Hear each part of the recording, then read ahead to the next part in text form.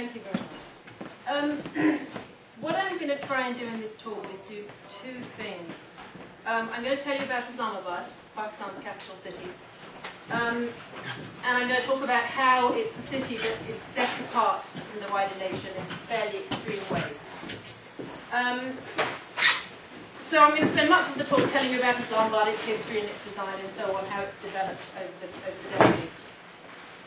And that I hope I will do in a fairly straightforward way. I'm also going to try to argue in the second half of the talk that there's some parallel between the exclusivity of this capital city and something about Pakistani national identity which so far has struggled to be anything other than an inherently exclusive category.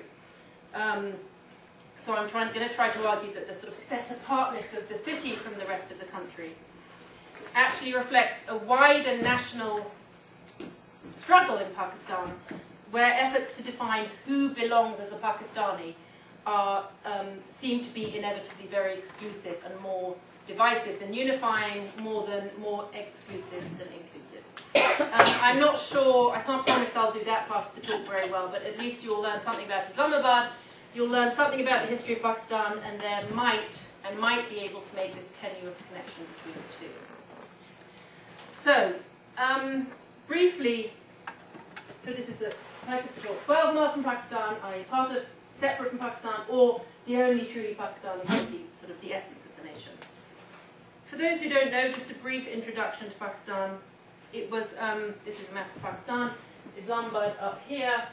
It was created in 1947 with the independence of India from the colonial British. This is a picture of the British Indian Empire. These Muslim majorities areas here, but the independence of India split off to become the separate nation of Pakistan. From 1947 up to 1971, Pakistan was in two parts, West Pakistan and East Pakistan. And then in 1971 there was a civil war and East Pakistan seceded to become independent Bangladesh. So that's briefly Pakistan. Now, Islamabad. Let me get back to the picture of Pakistan.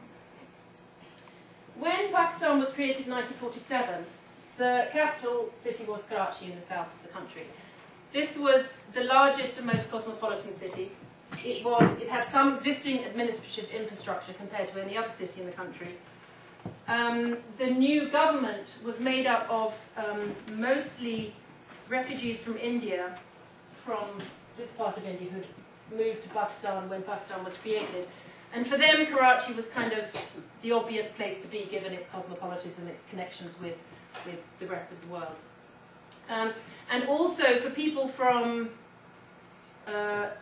East Pakistan, which had a considerably larger population than West Pakistan, ideally the capital for them would have been Dhaka, but given the powers that be insisted it be in West Pakistan, Karachi was the ideal capital for people from East Pakistan.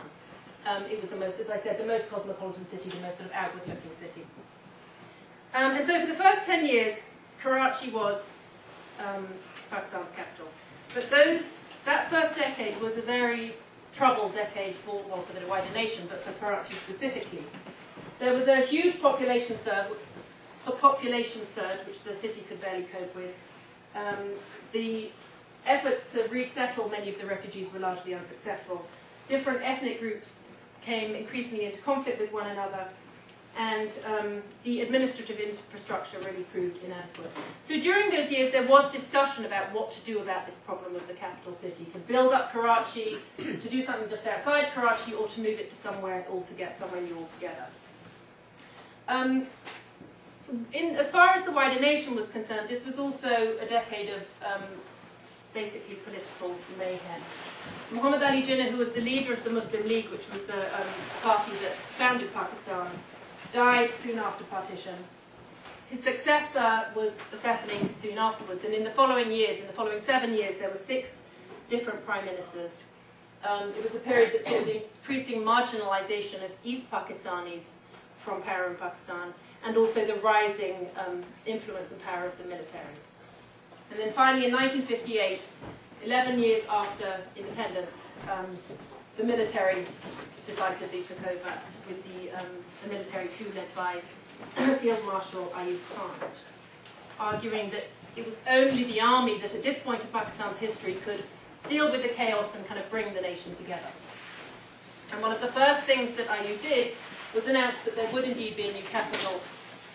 And fairly soon after, the location was decided, far to the north, away from Karachi, and close to the military headquarters, coincidentally, of Rawalpindi, in fact, right next to Rawalpindi. And there are these fairly sort of obvious strategic reasons why Ayub would move the capital and move it to where he moved it. As I said, military government, it made sense to be next to the military headquarters. He was not a refugee from India. His coming to power represented a departure from that power base. So it made sense to him to move the government away from their base in Karachi. And also his hometown was just to the north of the place where Islamabad was built. So there are some sort of fairly obvious, power-based reasons for moving the capital. Ayub Khan hired a Greek. This is Ayub Khan, just so you see what he looks like. And there's the map again to show you where the new capital should be. So he hired this architect. Oh, did he? For a whole week. Oh, really? And I brought my students from Hartford. It was wonderful. Oh, when was that? Oh, Lord. 70s? Oh, amazing. Nobody's been there that long now. I'm guessing he's not going to prove what I have to say. Oh, it was marvelous. Well, he was, I was just about to say he was supposed to be a very charismatic man. Anyway, so Doxiad is obviously an internationally known figure. He had been, the 1950s was a time when people like Doxiadis, architects and all sorts of other experts were around the world helping, the post-colonial countries on the quick, rapid catch-up to the developed world. For a very brief second, the pizza's hot, it's fresh, it's here, so maybe you can one by one, That's right. I'll take shout. it while you're eating, while she's Just talking. please for me. Please. Okay, so yeah, please. If you don't, I will. Or we want to do it all together now, so so that we can get back to the seating quickly. Yeah, why don't you Please. do that? Go and get some food.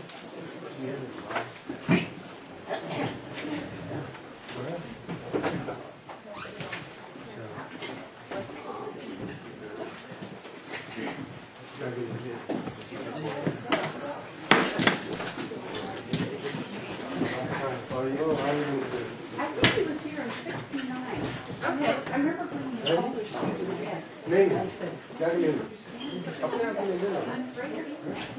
It's good first and last pieces.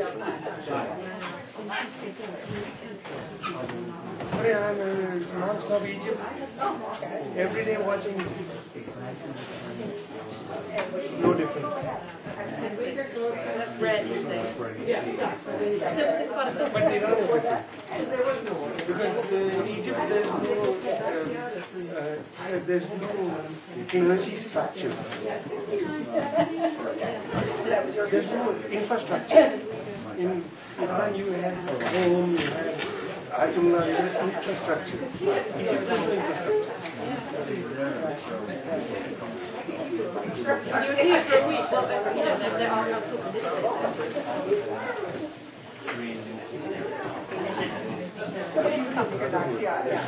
Brotherhood is different. It's not a Muslim energy.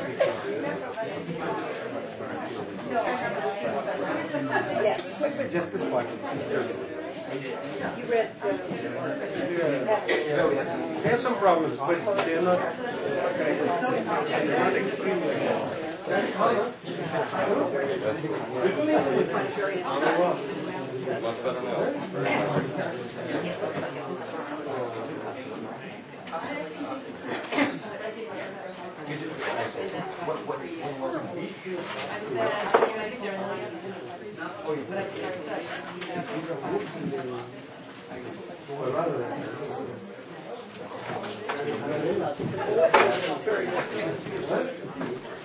Well, you could obviously work your way, yeah.